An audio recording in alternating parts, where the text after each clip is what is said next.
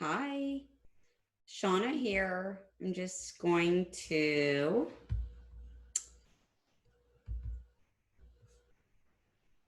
find some of my content here. Okay, so first, welcome to lesson one. In this lesson, we are going to discuss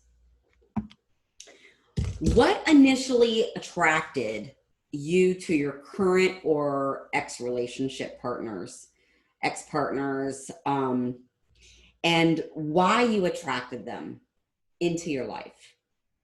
Good, bad, or indifferent. So if you attracted good romantic partners into your life, then this course is probably going to give you some tidbits as to why you are more balanced on the healthier side of um, relationship development and personal development. And if that is you, congratulations. You should celebrate that.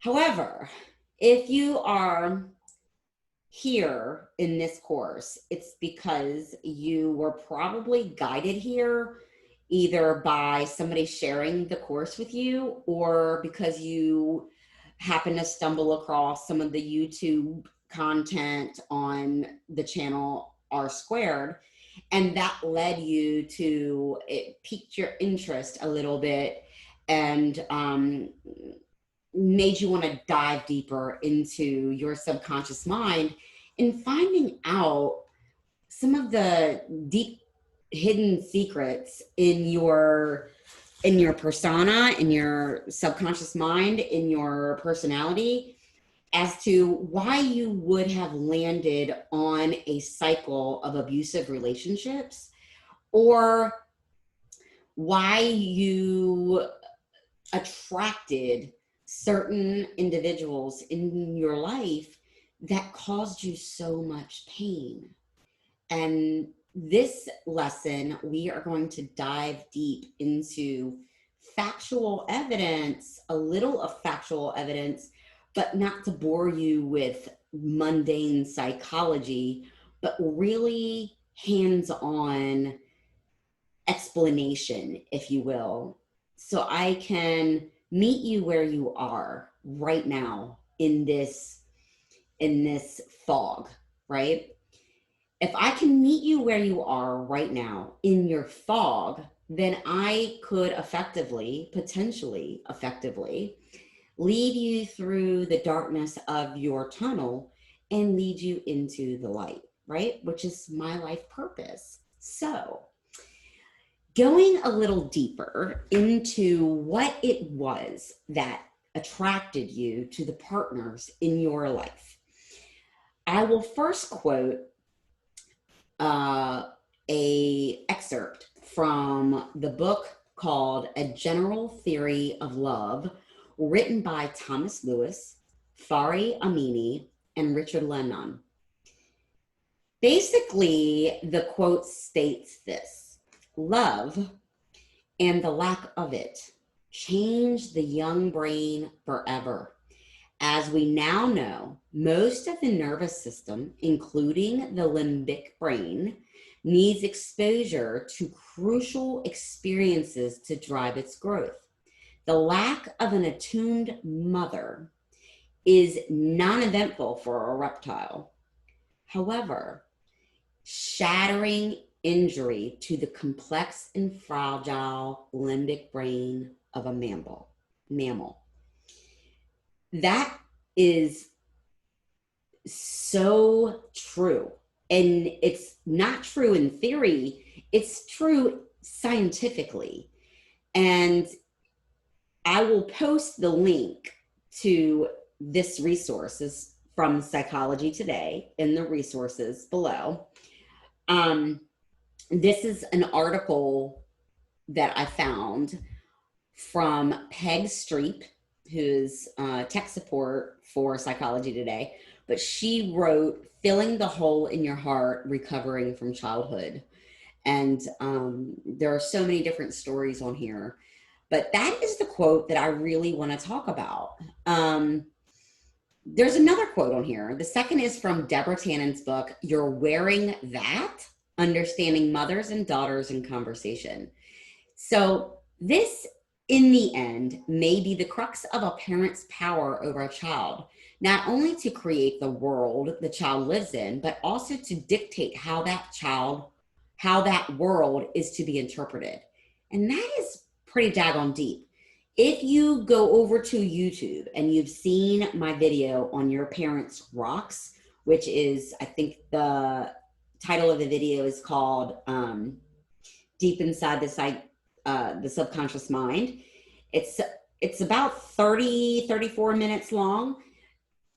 Pause this course, go over to that video, watch that video, and then come back. So you have a better understanding of what I mean when I say, or when Deborah Tannen said, that a mother would, or in the end, it may be the crux of a parent's power over a child to, quote, dictate how that child interprets the world.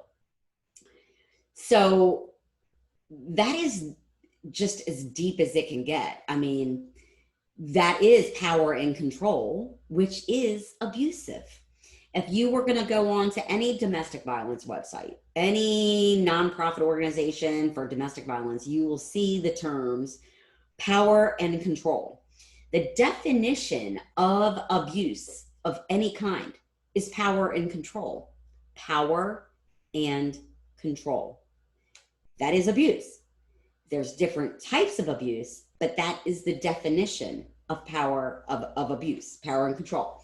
Power and control over your physical body, power and control over your mental body, power and control over your financial body, power and control over your sexual body, power and control over your emotional, mental, verbal, anything that has to do with you, power and control.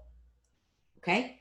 Anybody that attempts to control another person in any aspect of their being, I don't care if it's your child, their child, a child. There is a huge difference between controlling a child for safety and controlling a child for power. I'll repeat it. There is a huge difference between controlling a child for safety and controlling a child for power. And it doesn't even have to be a child. If it's a vulnerable adult, if it's not a vulnerable adult, if it's you watching this video, if somebody is attempting to exert power and control over any aspect of your being, yourself, your spirit, your mind, your body, your finances, your livelihood, your emotional stability, your relationships, any aspect of power and control that has zero to do with safety is abuse. Okay?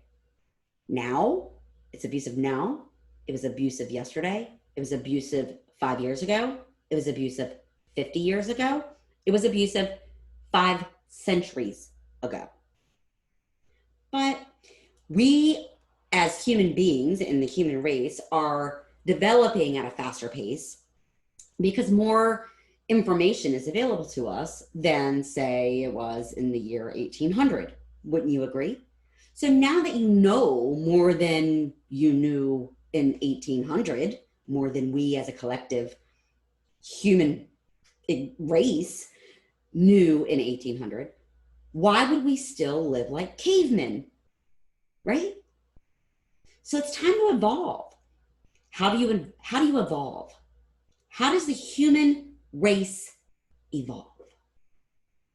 Well, the first thing that we need to do is discover ourselves, because there's a little aspect of every individual you know in this lifetime that was abused in one way, shape, or form.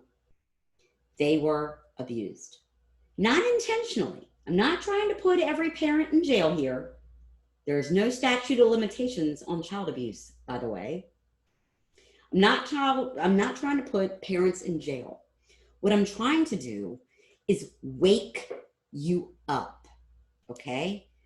There is so much cool shit out there in the world that everybody is missing because they're sleeping on this hamster wheel of abuse that they grew up on, right?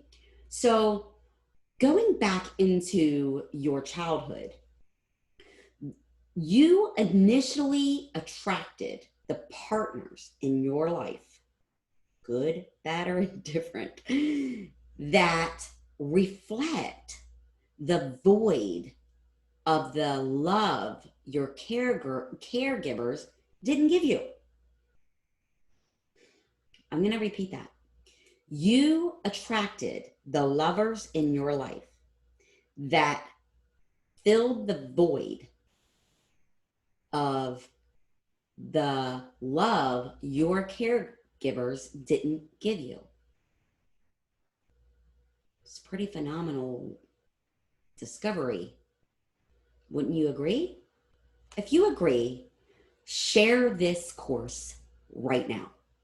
Because again, there's is it 5.5 billion? Maybe it's 7.5 billion now. 7.5 billion people in the world. 7.5 billion people. If you can share this course with 5 people, you have effectively changed 5 family generations. Goes on and on and on.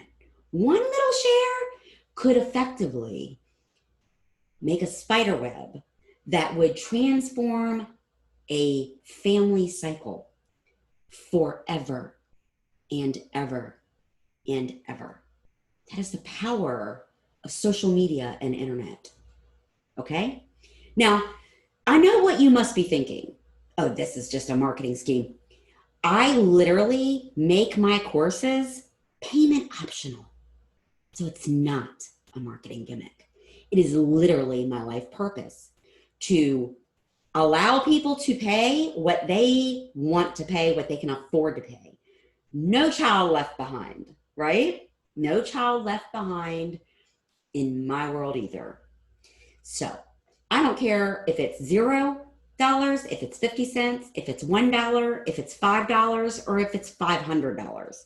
People will pay what they want to pay for my course, what they can afford to pay, whatever value they see in the course or can afford.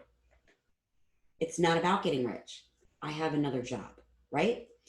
Okay, so having said that and cleared your slate there of cognitive dissonance on, people and schemes on the internet, I just wanted to make sure that everybody is aware that I don't do this for the money. I do this because I'm passionate about it. All right, so I digress. Looking at your parents and what they missed in the overall concept of loving a child unconditionally, it's not their fault. They only lived what they learned, right? And if you go back to any of my YouTube videos on R Squared, I've said that a couple of times. You live what you learn. In fact, my 5x5 affirmations say you live what you learn after every affirmation. Okay? So it's a cycle. So it's easy to miss, if you will, if everybody in your family seems to be adhering to this cohesiveness, this bond, if you will, of this family dynamic, right?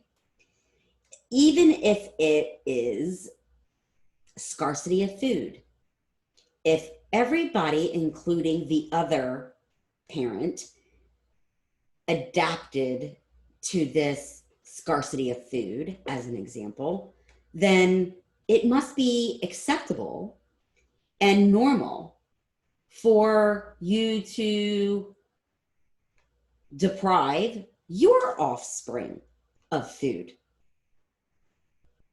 Then your children grow up and they too deprive their children of food. It's really that simple. So let's talk about what your parents possibly gave you versus what they didn't give you in a certain scenario. Okay? Let's take the scenario of your mother maybe being there for you in education. They were your cheerleader. They demanded a certain level of achievement from your education. They were, pretty strict about homework and grades. If you got anything less than an A, it was hell to pay. And they were just right up your ass about education. Now, because your mother was so focused on education, in this example, could have been anything, but we're using education as an example. Because she was so focused on education, there's some things that she lacked on other subjects. For example, if you were sick, you could literally have the flu, diarrhea, you can't concentrate, you have migraines, your vision is impaired, anything to do with your physical body.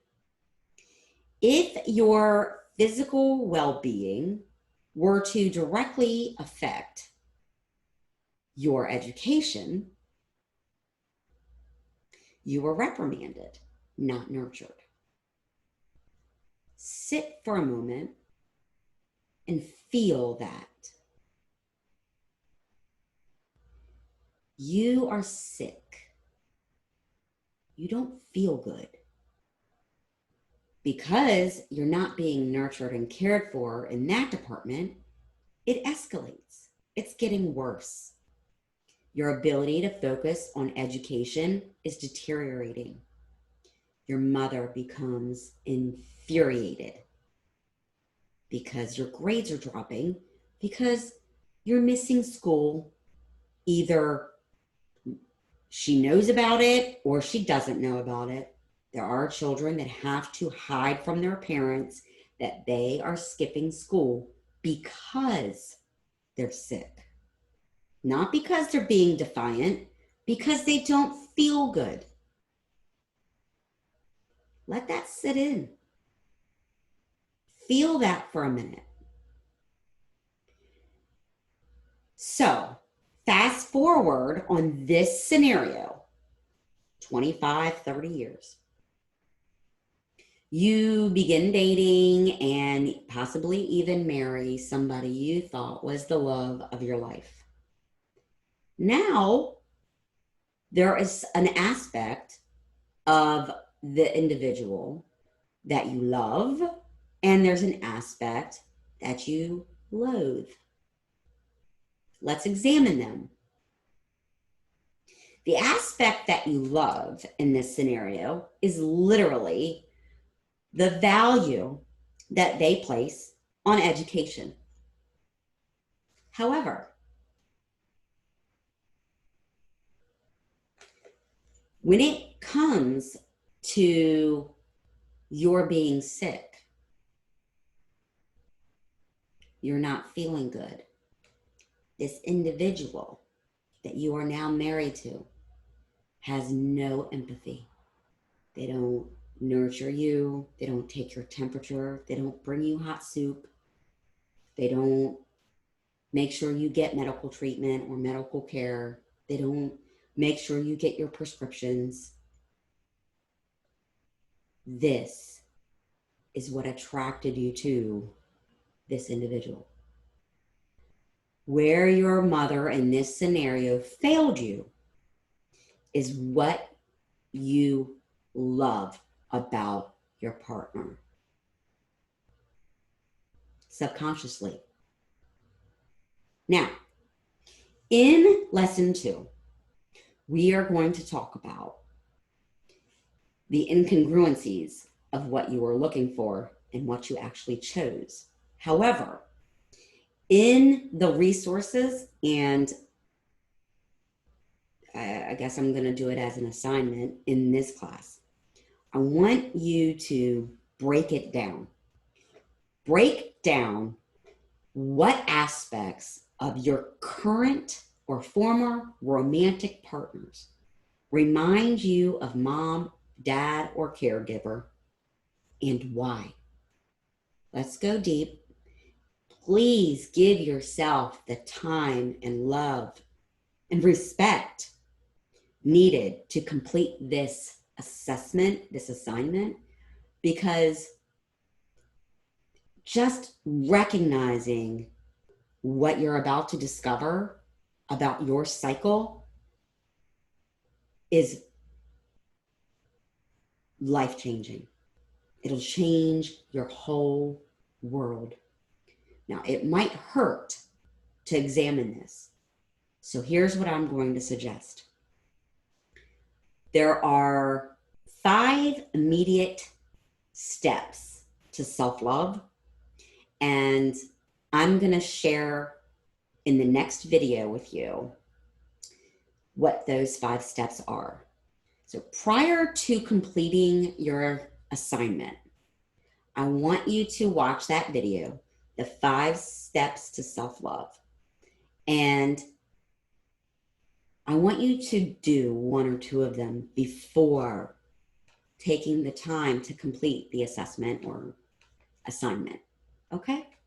Now, if you want to share this assignment with me on a live Zoom call, I am going to ask you to use the Calendly link in the resources of this course to schedule it with me. Now, if you are international, I want you to know that the international calls work on Zoom, but if you want to speak to me on the telephone first, you would have to call me on WhatsApp. And you can find me using my cell phone number, 240-695-2907. Okay? Having said that, I'm going to go ahead and jump over to the 5 steps of self-love, and I'll see you in there.